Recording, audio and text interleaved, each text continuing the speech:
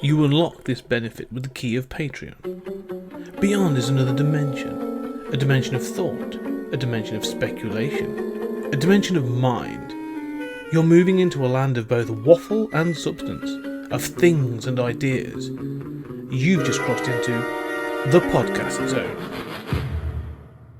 Ladies and gentlemen, welcome back to Stories Out of Time and Space. That's right, we're travelling through the Twilight Zone, and we're up to the 4th episode, the 16mm Shrine.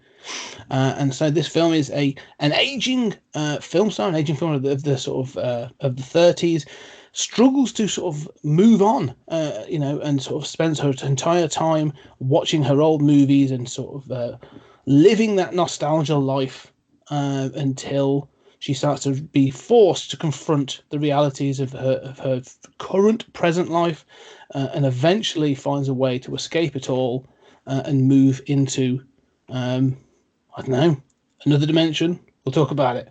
A dimension of time and space, but of the mind. Yeah, indeed. The 16mm Shrine. So, Julian, what are your first thoughts on this episode? I really like this episode. And I have criticized the first 3 episodes to varying degrees. I think this is superior to the best of the first 4. And some of it, I think the weakest part is that she is so obsessed with the past and to a point of delusion, right? Okay, well, you kind of have to buy that. I love the sort of like aging Hollywood star of the 30s. I'm a huge fan of the movie The Artist. It's a French silent film from not that long ago, from post 2000. But so I love this ambiance. I love this kind of story. A lot of these episodes deal in one way or another with aging, and so which is a tough thing. You and I are both middle aged. Damn it, and. So I love all of that. And at the end, she sort of like goes into her movie. And I'm also a huge fan of like metafiction done right. And it seems to me that a lot of these Twilight Zone episodes kind of prefigure other things in science fiction or fantasy. We've talked about sort of Philip K. Dick in the first one. This one, for me, reminds me of like the Woody Allen film, The Purple Rose of Cairo. Somebody is going into a movie. Yeah, I agree, actually. I think there were some interesting elements in this. And I love this idea of, like you say, the aging film star and being trapped in this thing. But and this is definitely something I think that, this is clearly a Hollywood thing. And also the fact it's a woman as well, I think his weight is a lot more interesting in that, our sort of conceptions of what is beauty and where, how long someone can be a leading lady or a love interest. And I like the fact that she's presented with this thing later, about halfway through, which is, we've got a role for you. It's the mother. And she's like, I don't play mothers. I play leading ladies. And it did get me thinking about modern Hollywood and how, I think, actors and actresses, they do obviously go through incredibly, intensive self-care sort of regimes to look as youthful for as long as possible. But there is still that thing about only a few females in particular. Men seem to have this thing of being able to act forever. Like, everyone will go and watch aging actors. We'll go watch Liam Neeson be an action star into his 70s. I don't care. But how, would you then watch someone of the same age doing a similar film if they were female? Like, there's only a few. Meryl Streep, sort of, a few actresses that can really, sort of Michelle Pfeiffer, a few others that really get to play these characters as they get older. So I thought it was interesting that even in 1959, there was an acknowledgement of this thing around sort of aging in Hollywood. But also, say this need to be the star, this thing about needing to be the forefront, I thought was interesting as well. This narcissism of it all makes the character both sympathetic, but also there's something about it that's unlikable as well. My dad worked for the American Film Institute, and they basically told him to name his salary. They headhunted him, and so I grew up partially in Pasadena, and I had pictures of my dad with Dustin Hoffman on the wall and stuff like this, and so, and basically my dad's experience in Hollywood was like Yeah, they're terrible. There's only like a couple people who are ever really nice to me. And the narcissism comes through. I will say on the gender thing, like it does work better because it's a woman. Yeah. I do think that Hollywood has become much more aware of that problem and has gotten better. I'm a huge fan of Enlightened on HBO. And there have been some movies featuring older women. And some, there is this weird phenomenon like Betty White and others just being idolized and worshipped, which is awesome to see. Yeah. I will say I was totally traumatized when Winona Ryder was cast, who was like, I'm completely in love with. I can't watch Beetlejuice and not be like, I missed my chance to marry her at that time.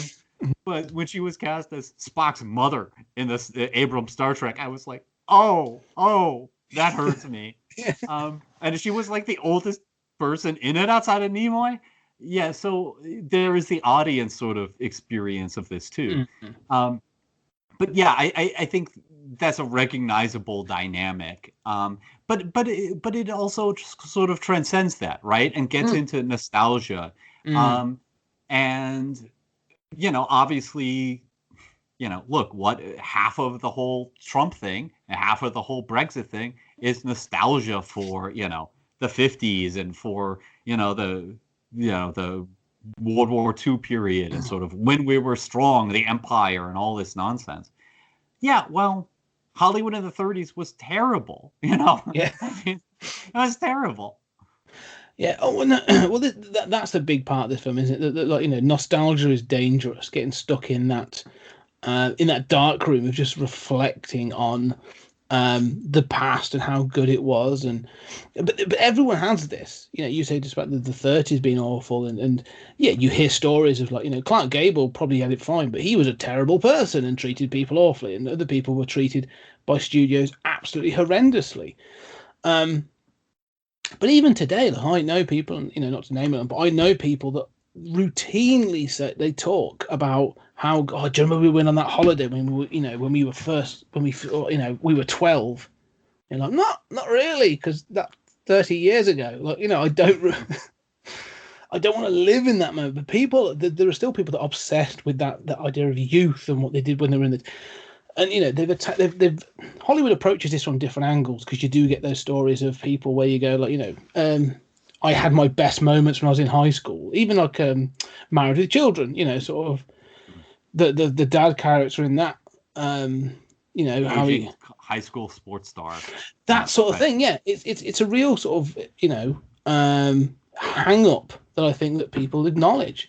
But with this, like you say, in this episode, it verges on an obsession. Like, it's not just they were my better days and no one talks about it anymore. Like, this is verging on some sort of like psychosis.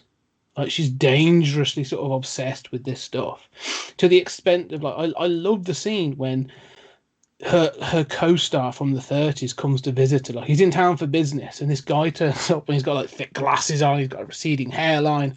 And she actually sort of, at first she acknowledges it, and she says like, "Oh, isn't it funny how you picture people, how you expect to see them?" And then it sort of slowly turns in her eyes of like, the humor goes, and then she's like, "You're not who I want to see, because you're ruining my fantasy of what this thing is." You. And she says, she goes to the photo and she's like, "This is the person I wanted to be here. This is who should be here. Get out." And that's when she has this breakdown, isn't she? Having wanting to have a party of people come around, and the guy's like, I don't know if it's an agent, I think. Yeah, that was before. Is it? Yeah. Right. No, and I think it's her husband was my first. He lives separately. Look, he guess comes to the house, so I'm never entirely sure, because I almost feel like she's supposed to. She throws him out at one point. Yeah. So I always took it as her agent or something that's known her for years. Right. But she has these breakdown moments where she's like, "I want to throw a big party and I want so and so and so and so," and he's like, "Well, he's dead, he's retired," and that's obviously when he brings him back in, and she says like, "You're not who I expect to see," and like I say, she giggles about it, and then it turns dark, and she's like, "Get out."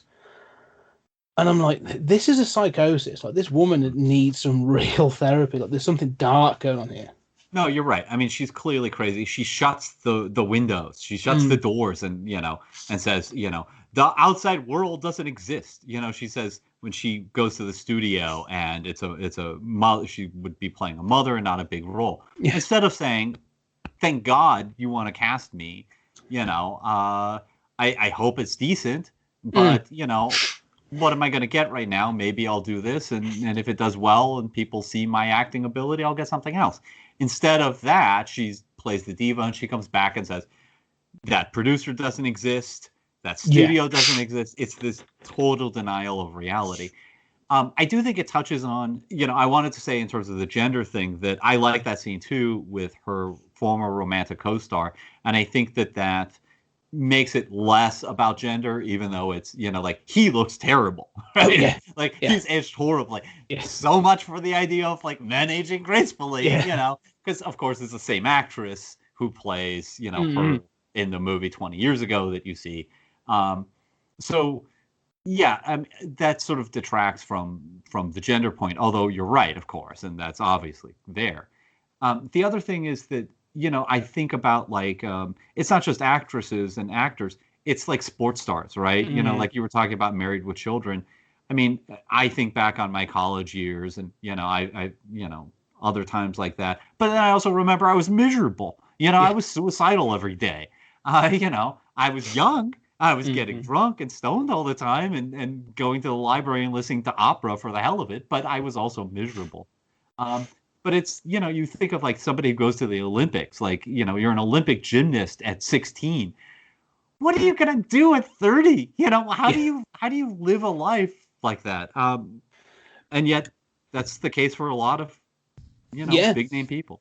Yeah, exactly. I won a gold medal when I was, when I was 16, and I'm now 37, and I don't know what I'm doing. No, but it's true. But I like this idea that, but one of the things I love about this episode, so sort of, as we sort of come to the end of this thing, is the fact that there's no resolution. In the past episodes, there's been this kind of resolution, this sort of, whether it's the problem is solved or the person gets closure or they get a new opportunity or whatever. This doesn't. Her psychosis is what drives her to this end. And what I would say is this is so far, in fact, of the ones we've watched to date, this is the one that felt to me most like a weird tale. I would expect this to come from, maybe not so much Lovecraft, but that weird. Even like a modern, this has aged really well, this episode. This feels like a modern weird tale. When the ending is, she appears in the film. There is a sort of, you see through the projection, through the screen, it's been turned off. The maid's had this moment where she's seen something and the guy comes in, turns it on, he's going to watch it. And he sees her in the house with these youthful versions of all these characters and actors. And she's like, oh, it's time for drinks by the pool. And they all go out. And she kisses and out to the screen to her agent sat in the seat. And then when it turns off, and then when he goes out to the hall, the handkerchief or the whatever it is she's been holding is on the floor. This to me is a flipping wonderful weird tale because it's never explained. She has disappeared, and it's that. This to me is one of the strongest endings where I'm like, wait, what? That's amazing. It doesn't explain anything. There's no sort of again, talking about this idea of there's been a single point of supernatural or supernaturality in this. This is it, and it's clear and it's focused. It's it's all been normal up until this point, and then you are absolutely slapped in the face with this weird, and it's wonderful. Yeah, and I think another thing is that those supernatural elements don't tend to be explained. It's just I travel to another dimension, okay, you just kind of have to accept them. And because it's that one thing, it's easier to do. I think one way in which this is aged well is that it's postmodern.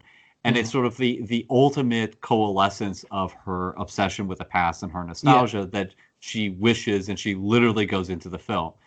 And in a way, that's very touching to me. It's sad, but it's also in theory, she should have gone to a mental institution and recovered, right? But she's not going to do that.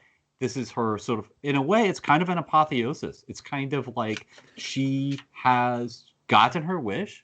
She gets to live with those people who she remembers. She gets to be that person forever as she remembers it, probably not as it really was. And then there's the little thing of her, she responds on screen, which is wonderful. I mean, I love this kind of metafiction when it works. She responds on screen to what's being said in the room and waves goodbye to the agent character and throws her handkerchief.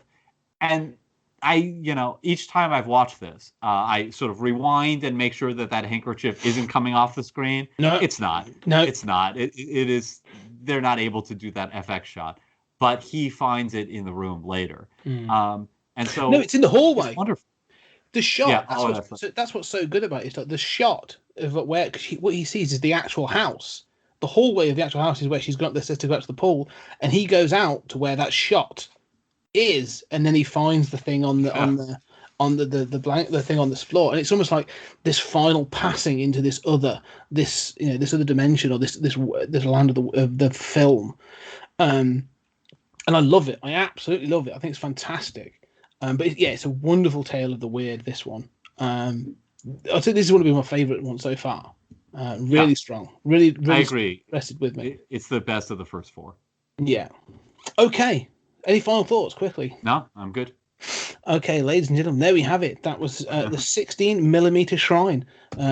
So we've done that. So, ladies and gentlemen, thank you very much for listening, and we'll talk to you on the next episode.